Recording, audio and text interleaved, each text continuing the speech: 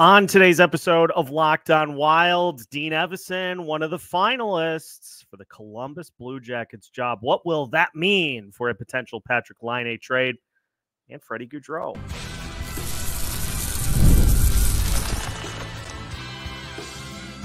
You're Locked On Wild, your daily podcast on the Minnesota Wild. Part of the Locked On Podcast Network, your team every day. What's happening, everybody? Welcome into another episode of Locked On Wild, your daily Minnesota Wild podcast. We are part of the Locked On Podcast Network, and we are your team every day.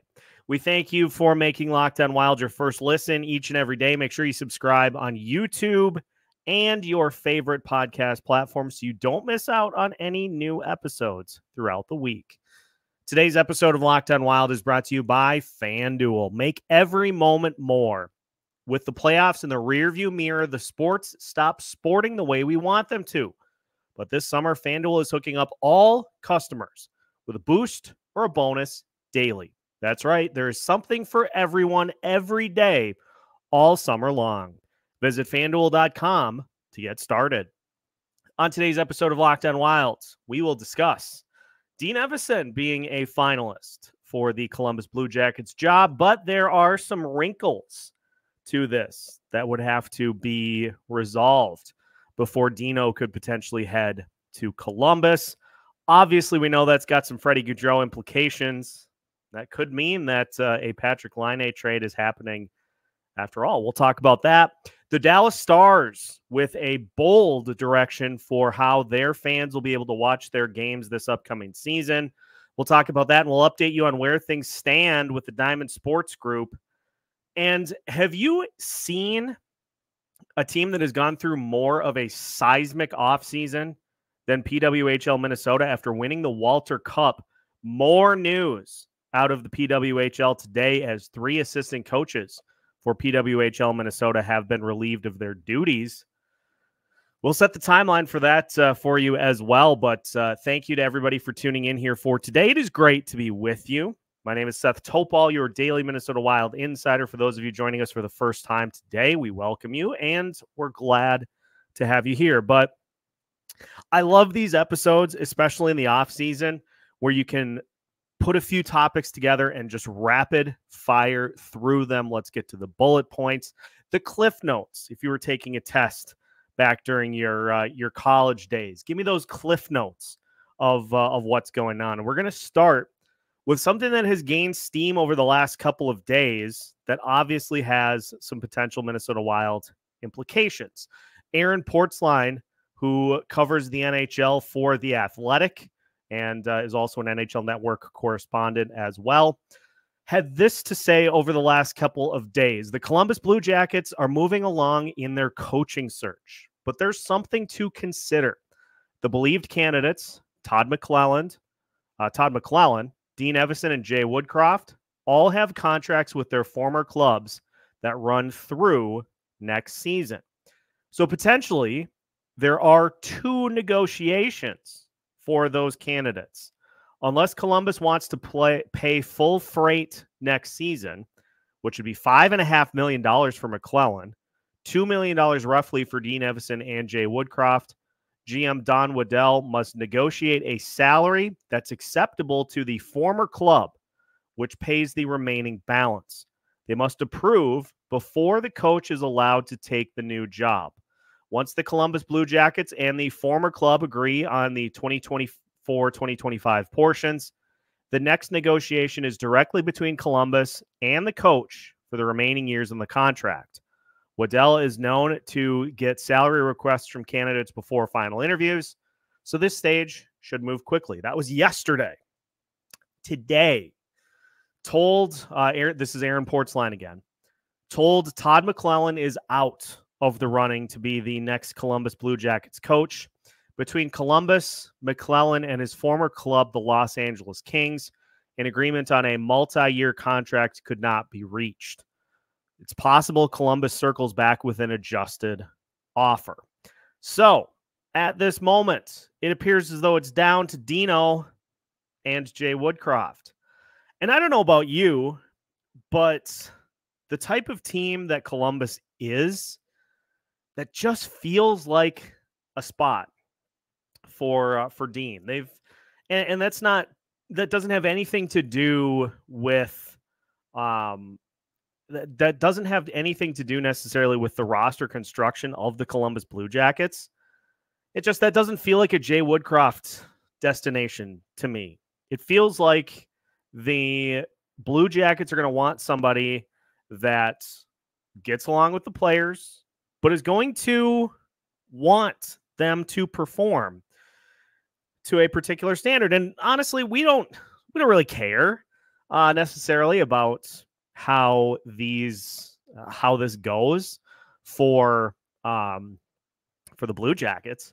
All we want is for a destination for Freddy Gaudreau. We know that was a huge reason that the Wild felt comfortable enough to give Freddy Gaudreau a lengthy extension because Dean played Freddy a ton, played him in all key situations, face-offs, penalty kill, power play, overtime, shootouts. He was a player that Dean had no reservations about playing, no matter the situation. And so it would seem likely that if Freddy Gaudreau is indeed one of Dean Evason's guys, that he would want to go play for his coach, so to speak. And this is where the Patrik Laine conversation comes back. Because as Michael Russo said on KFAN the last time he was on, filling in for Dan Barrero, said the Wild want to make a Patrik Laine trade happen. They want to do it. But there are too many non-movable contracts. There are too many trade protection contracts to be able to do that. And you look at the situation here, if you're Freddy Gaudreau, you have, I'm sure, noticed that the production and the minutes have dropped since John Hynes took over. That was one of the first things John Hynes did when he took over as head coach of the Minnesota Wild. It's like, okay, John, who is your go-to center? Who's your go-to guy? And he's like, I got Joel Eriksson Ek. That's my guy. That's the one that I need. And so if given the opportunity, even if Columbus is not one of the teams that Gaudreau would approve a trade to, you think he's going to say no if Dean goes to Columbus, ends up being the head coach there? You think he's going to say no to that? And then all of a sudden, that is one piece of the puzzle out of the bottom six that is gone. That would be a way to eat $2 million of that deal. And so now you are just having to try to make $6 million. You're just having to try to play around with $6 million. Columbus is in need of a goalie, to say the least. They probably need more like 3 of them. They've got Elvis Merzlikins, but he's 30. He's been inconsistent throughout his career. I'm telling you, folks, I've been pretty adamant that I just am not super enthused about the potential to get Patrik Laine because it's $8.7 million per year. Is he a talented player?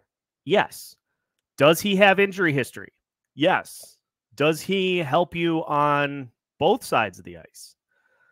Not particularly. So I have my reasons for not wanting this to happen. But between the two, who offers you more during the course of a season? It's Patrik Laine for sure. And even if they don't go after Patrik Laine because it is, there's just too many moving parts, too much that you would have to do in order to make it work. Because from a center perspective, you've got Adam Fantilli, you've got Sean Monahan, you've got Boone Jenner, you've got Sean Kiraly, You've got Gavin Brindley. Columbus is pretty good from a center perspective, but I mean, Dean is not gonna balk at getting his guy back if this is indeed how this plays out. So if Dean ends up being announced as the Columbus Blue Jackets head coach, don't be surprised if the Wild at least have a discussion to try to, again, not necessarily make a Patrik Laine trade work, but to at least get Freddy Gaudreau back to a spot where he can go be Dean Evason's guy again, unless Dean is going to turn to Sean Monahan and say, hey, you're my guy. Dean and Freddy Gaudreau have history. It's like a father-son relationship. I'm going to be shocked if they don't want to try to make that happen again. So we'll keep an eye on it, but it sounds like there is some steam to Dino heading to Columbus. We'll transition from that to the Dallas Stars making a bold choice for how their fans are going to be able to watch their games next season. We'll talk about that and the latest in the Diamond Sports bankruptcy proceedings. That's on the way as we continue today's episode of Locked On Wild after this.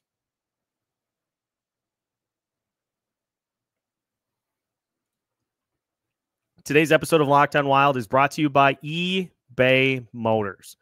Passion, drive, and patience. The formula for winning championships is also what keeps your ride or die alive.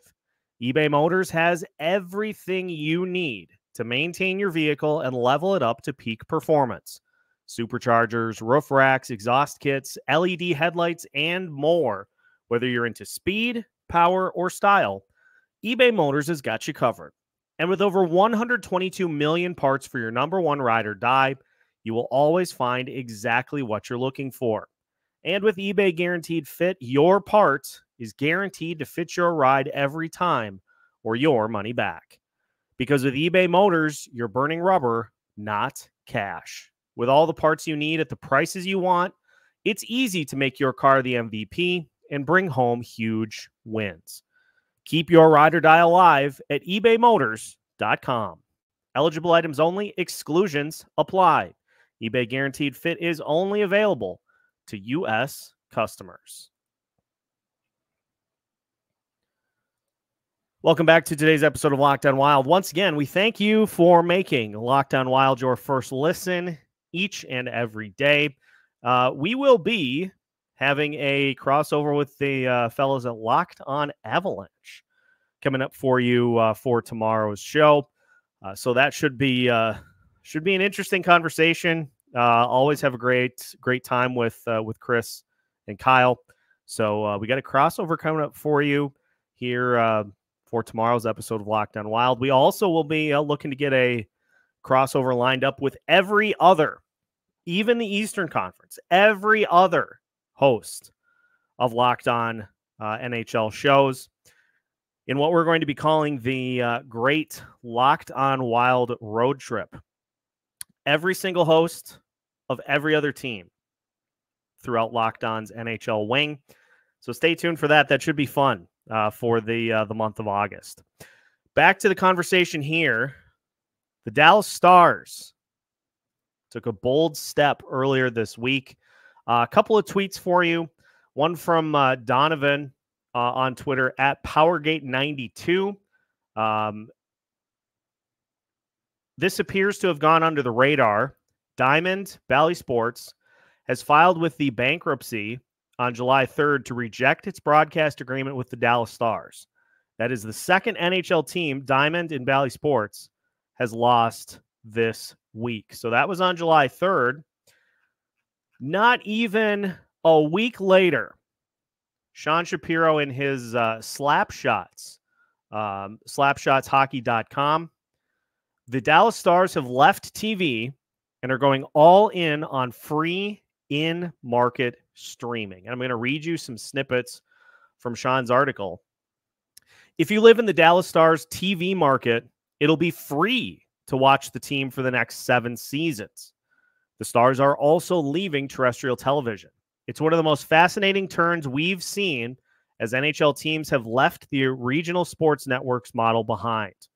On Monday morning, the Stars announced the creation of Victory Plus, a new direct-to-consumer platform that will stream live games in market starting during the 2024-2025 season. For a clarification point, the Stars' TV market consists of all of Texas, Oklahoma, Louisiana, and Arkansas. While other teams have left RSNs, regional sports networks, in the past 2 seasons, the Stars are the first going all in on the streaming and the free element. The Florida Panthers, for example, left the Bally-branded networks last week and worked out an over-the-air TV deal with Scripps, which will be in conjunction with an in-market streaming platform that is yet to be unveiled. The Vegas Golden Knights and then Arizona Coyotes did something similar with Scripps during the 2023-2024 season, with in-market streaming platforms costing a subscription fee to users. It is a bold move by Dallas and one that the rest of the league is going to closely watch because the Stars are going against all traditional thinking here. RSN contracts typically accounted for $35 million per season for NHL teams, some higher, some lower. So the Stars are betting on making up that type of revenue on a completely free service with zero cost to the consumer. The Stars have signed a 7-year deal with a parent media company incorporated, APMC, to make the deal work.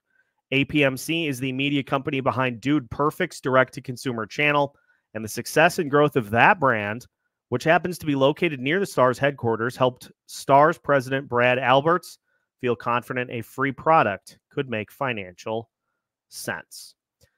The Stars will have to sell their own advertisement and work directly with sponsors, but they also expect overall viewership to go up.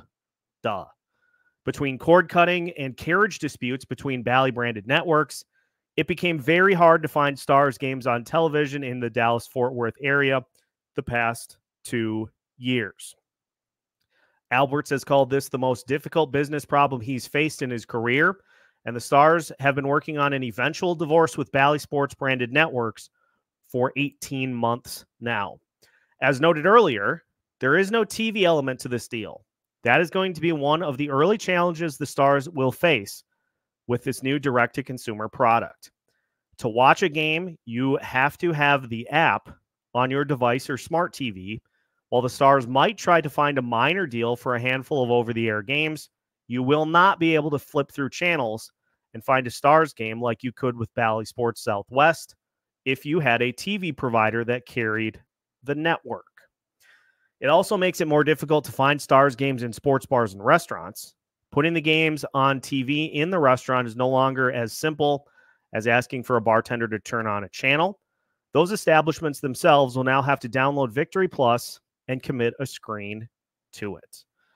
Albert said finding ways to get Victory Plus into restaurants and bars is going to be part of the rollout of the product, but admits that this is one of the few things he wrestled with when figuring out a solution with APMC. On the flip side, the Stars now own all of their own rights. All of their own rights for everything. Under the old format, the Stars couldn't live stream a scrimmage or even a practice without permission from the Bally-branded network. Anything done live had to go through the rights holder. The Stars are now their own rights holder. They can do what they want for any non-national TV broadcast. And Albert said the Stars will have to make sure they take full advantage of that and work on creating as much content as possible. His hope is that Victory Plus is also a service that connects with out-of-market Stars fans who won't be able to stream games.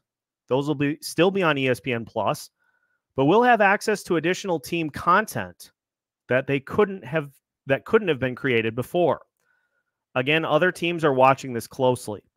Alberts told Sean Shapiro that other NHL teams have engaged in conversations with APMC as well and have reached out to Dallas to learn more about how they are going all in on a streaming free product. I got to tell you, folks, as much as I just do not want to give the Dallas Stars any credit whatsoever, this Now, there will be some things. There will be some things that need to be ironed out. But at least on the surface level, it appears as though the Dallas Stars have gotten a lot of things right. Number one, the ability to be the rights holder for all of their own content. That creates massive opportunities. Think about this from a Wild perspective. You know, we've got development camp going on right now. Because the Minnesota Wild do not own their own rights, the Wild are not able to do a ton with that. You know, we have seen in the preseason, we've seen games streamed on the Minnesota Wild YouTube channel. If the Wild followed a similar model, you would be able to see broadcasts of development camp, broadcasts of preseason games. This just opens up a ton of doors. And the other thing that is so great about it is it's free. Yes, that only applies to in-market, but it's free. And that, I think, is the thing that so many of these teams are missing.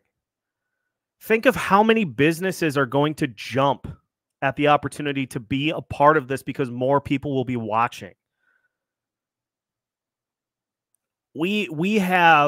Companies have lost sight of the number one thing that should be a focal point for everything that they do from a broadcast standpoint is to try to get the games to the most amount of people in the least difficult way possible.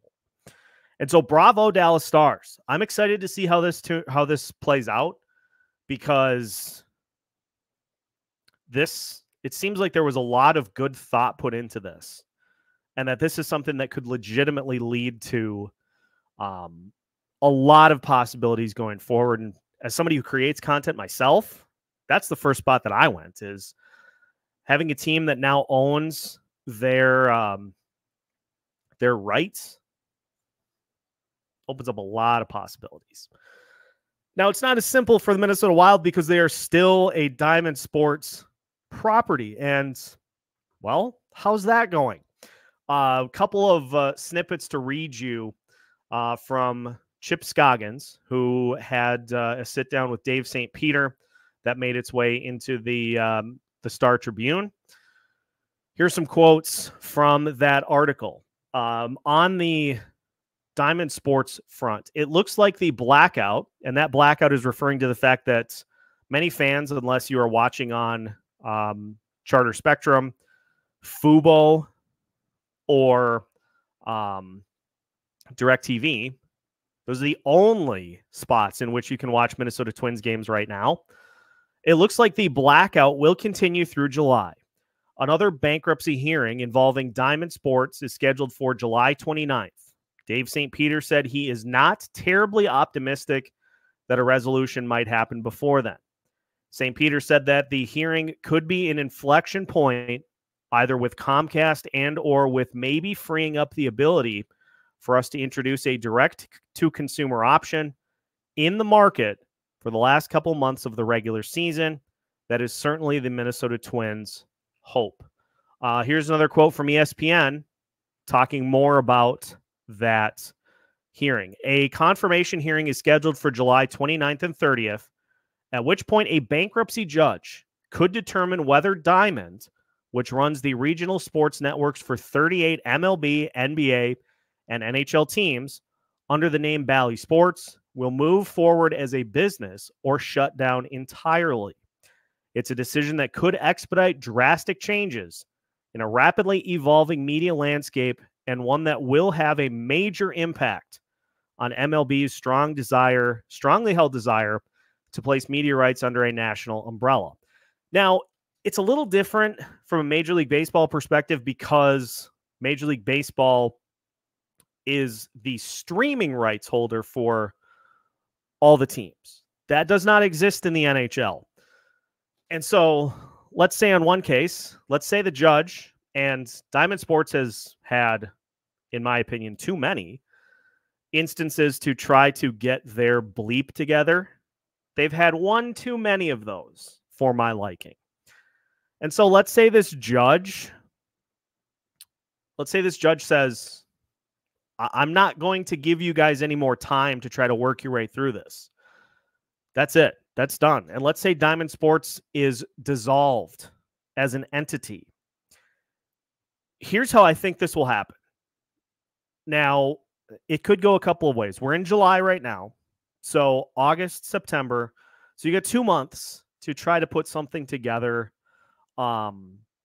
for this upcoming season.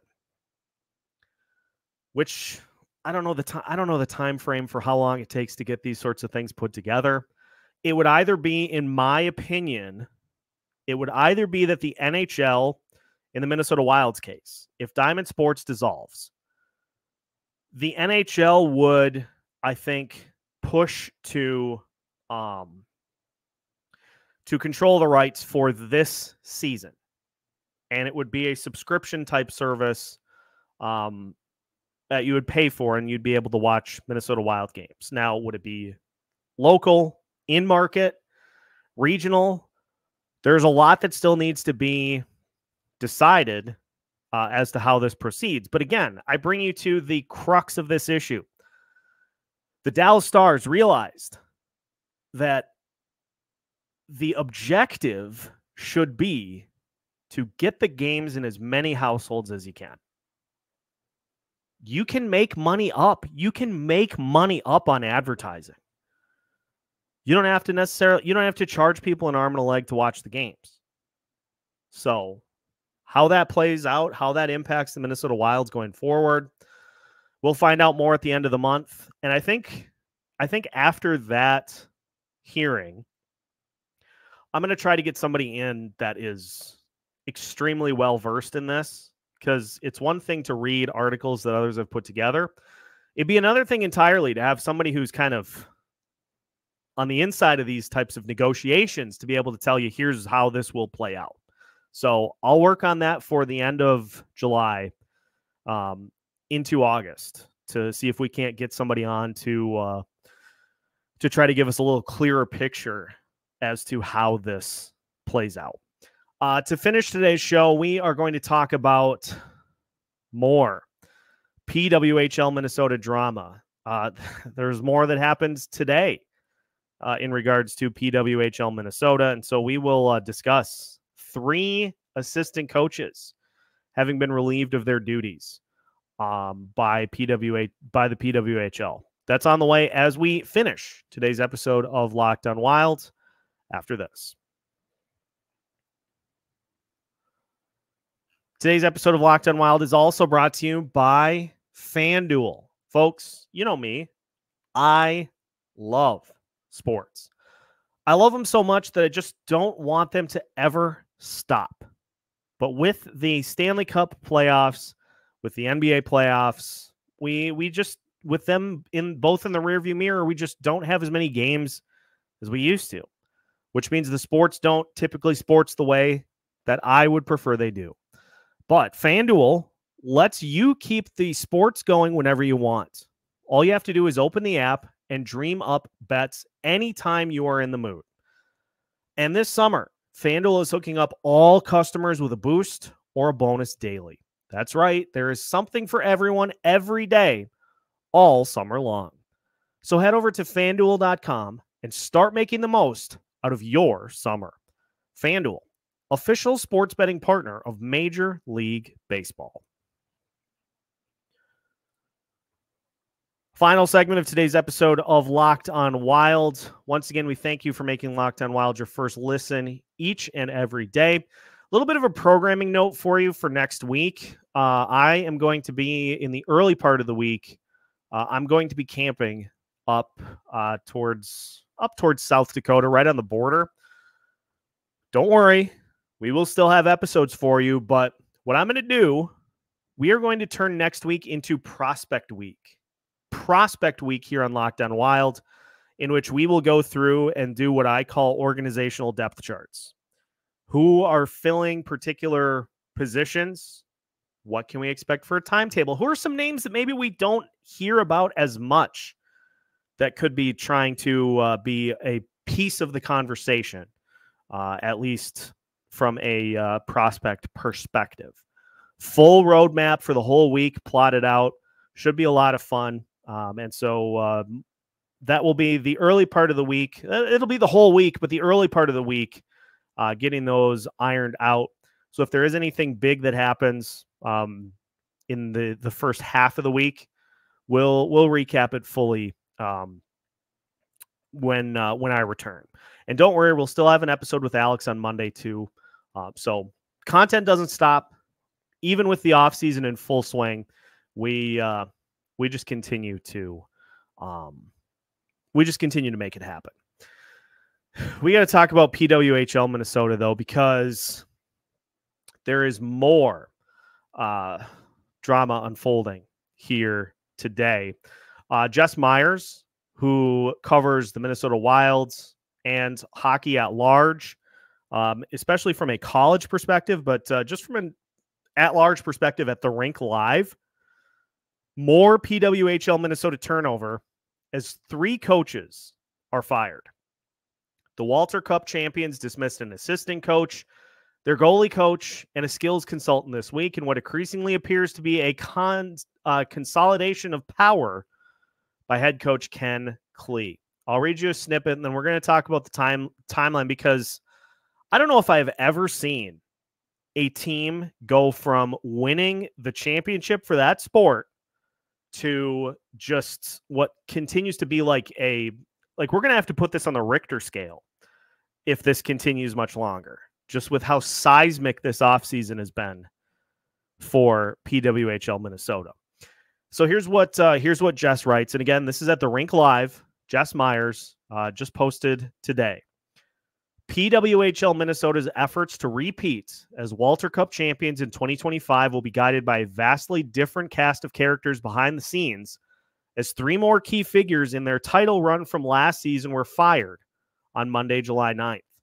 The Rink Live confirmed that assistant coach Jake Bobrovsky, goalie coach Brennan Podzere, and skills consultant Johnny Seibel were all dismissed from their roles with the team on Monday. According to a source that contacted the Rink Live, the fired trio of coaches was among a group of PWHL Minnesota employees that expressed support for since-fired general manager Natalie Darwitz in what increasingly appears to have been a power struggle between her and head coach Ken Klee. In addition to coaching the team going forward, Klee has been in the acting general manager role since Darwitz was dismissed. PWHL officials have acknowledged that they knew of the ongoing internal strife between Darwitz and Klee prior to the PWHL playoffs. In April, league officials sat down with several members of the team staff and players to get their insight on the differences of opinion. I told them Ken is never receptive to any sort of suggestions and that he is extremely arrogant, one former PWHL Minnesota employee told the Rink Live on the condition of anonymity. Have you ever heard of a coach telling people to not come on the ice for practice because you are taking time away from the important girls that are playing? Why do you think the players are retiring? PWHL Minnesota forwards Sophia Cunnin and Britton Fleming announced their retirement following the 2024 season, which ended with Minnesota defeating PWHL Boston in 5 games for the inaugural league title. Darwitz, who put together the team and is credited with things like securing XL Energy Center as their home rink and Tria Rink as their practice facility, was fired just days after the team's championship celebration, attended by thousands of fans. Another source who was formerly part of the PWHL Minnesota organization said the latest firings appear to be Klee consolidating his control of the team. Ken's got the keys to the Ferrari now, they said. Bobrovsky worked closely with Darwitz on the women's hockey coaching staffs at Hamline University and the Minnesota Gophers prior to his work as an assistant coach for PWHL Minnesota last season. Podzere has worked with Minnesota State Mankato and is currently the men's hockey goalie coach for the Gophers, which he did last season in addition to his work with the pro women's team. The coaching staff changes have not yet been announced by PWHL Minnesota or the league office. As of Tuesday morning, photos of Bobrovsky and Podzere were still on the team's official website.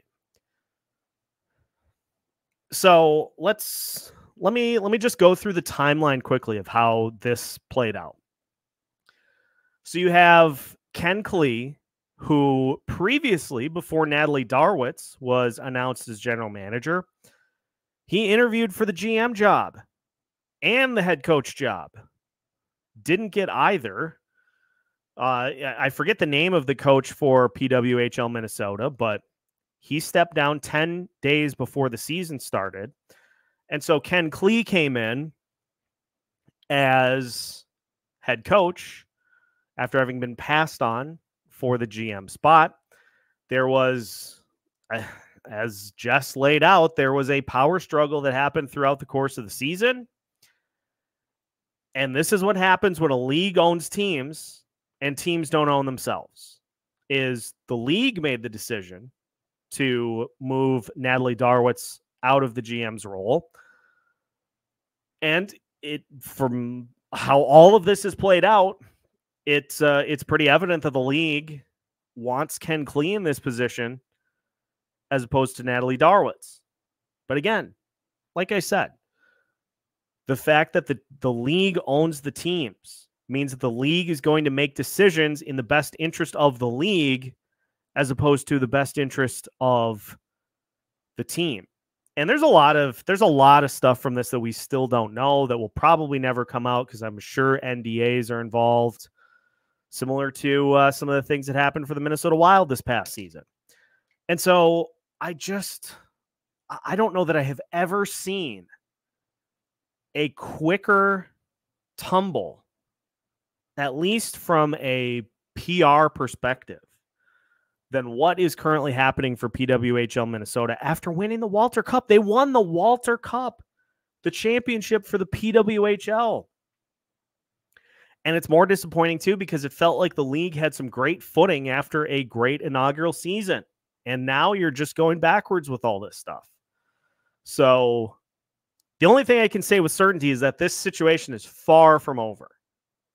And so we'll just keep an eye on it, I guess, and see how things play out here as the season gets closer. But as I mentioned in the inaugural or in the initial kind of reveal of Locked On Wild 2.0, PWHL coverage is going to be much more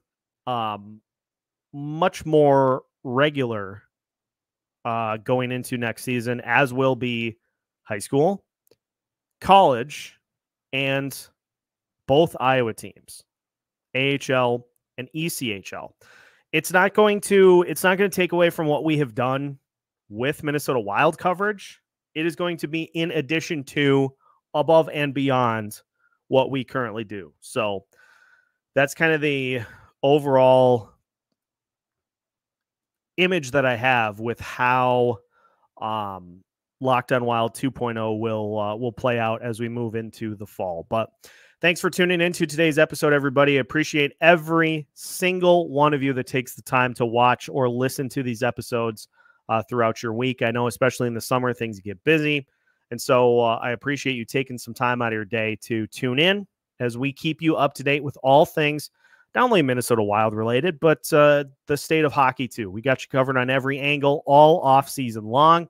So make sure to hit the like button if you're watching on YouTube.